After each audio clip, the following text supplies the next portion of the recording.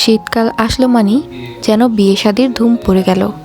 বছরের প্রথমেই একটা বিয়ের দাওয়াত পেয়ে গিয়েছিলাম, তাই আমরা সবাই মিলে তাড়াহুড়া করে রেডি হয়ে নিচ্ছিলাম। আর আমিও কিন্তু বাসায় রেডি হয়েছিলাম, তবে আমার কাছে মনে হয়েছিল অর্নামেন্টস একটু বেশিই হয়ে গিয়েছে। সাধারণত বিয়ে শাদিতে আমি এত অর্নামেন্টস পরি না, আর এমনিতেও আমি অর্নামেন্টস খুবই কম পছন্দ করি। যাই হোক, তারপরে হয়ে গিয়েছে, এটা আমি পরে বুঝতে পেরেছিলাম, প্রথমে আসলে বুঝতে পারি নাই। আসসালামু আলাইকুম। আজকে শুরু করছি নতুন দিনের একটি ভিডিও নিয়ে। আশা করছি ভিডিওটি আপনাদের কাছে ভালো লাগবে। তো আমি চলে গেলাম আমাদের ফ্যামিলির সাথে বিয়ের অনুষ্ঠানে। তো এটা ছিল আমাদের এক আত্মীয়ের বিয়ে। আপনারা তো কেউই চিনবেন না, তাই সেইভাবে পরিচয়টা দিলাম না। আপনারা শুধু দেখেন, ভিডিওটা আপনাদের কাছে কেমন লাগলো কমেন্ট করে জানাবেন। তো এই যে স্টেজটা এখনও খালি ছিল, বউ কিন্তু আসেনি। এই দিনটা আসলে সবার জন্য একটা স্পেশাল দিন। প্রত্যেকটা ছেলে মেয়েকেই কিন্তু এই দিনের মুখোমুখি হতে হয়। এই দিনটা সবার জন্যই অসম্ভব স্পেশাল দিন। আমিও এই দিনের মুখোমুখি হয়েছিলাম, প্রায় 7 বছর হতে চলেছে। আসলে কিন্তু বোঝাই যায় না যে দিন কখন কেটে গেল। যাই হোক, সবার ভাগ্য কিন্তু একরকম হয় না। যদি ভাগ্য গুণে তারা ভালো ফয়সলা নিতে পারেন এবং আল্লাহ যদি তাদের জন্য সঠিক জীবনসঙ্গী দান করেন, তাহলে তাদের জীবনটা অনেক সুন্দর। আর যারা একবার ভুল করে ফেলেন বা ভুল হয়ে যায়, তাদের জন্য এই দিনটি থেকে শুরু হয় বিষাদময় জীবন। আমি দোয়া করি সবার জন্য জীবনটা যেন খুব সুন্দর হয় এবং এই দিনের পর থেকে যেন সবাই খুব সুন্দর জীবনের মুখোমুখি হতে পারে। এটাই তো আমাদের সকলের কাম্য, ছেলে কিংবা মেয়ে, আমরা সবাই চাই যেন বিবাহিত জীবনে আমরা সুখী হই। তাই সবার জন্য আমার এটাই দোয়া।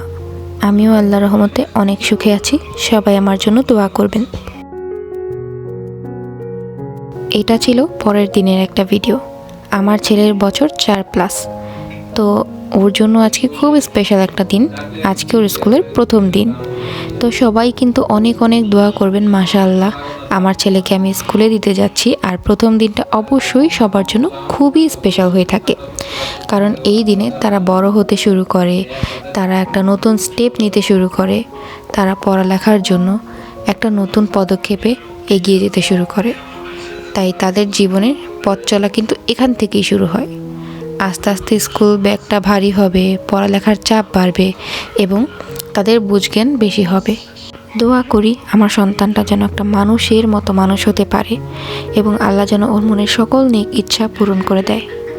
তো এই যে ওকে প্লেতে দিয়ে দিয়েছিলাম, আর ও কিন্তু বেশ নার্ভাস ছিল। যেহেতু এটা প্রথম দিন, সব বাচ্চারাই হয়, তবে আস্তে আস্তে অভ্যাস হয়ে যায়। আসলে প্রত্যেকটা মানুষের দায়িত্ব কর্তব্য কিন্তু একদম ছোটোবেলা থেকে শুরু হয়ে যায়।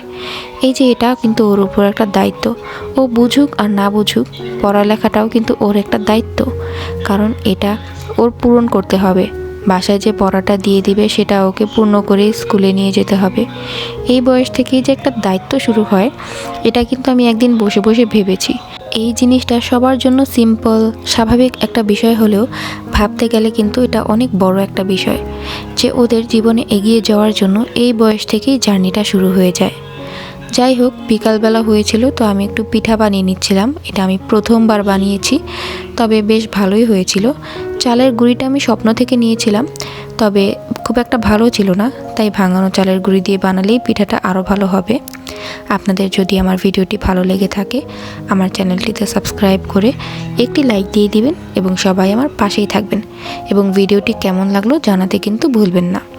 সবাইকে জানাই আল্লাহ হাফেজ। আসসালামু আলাইকুম।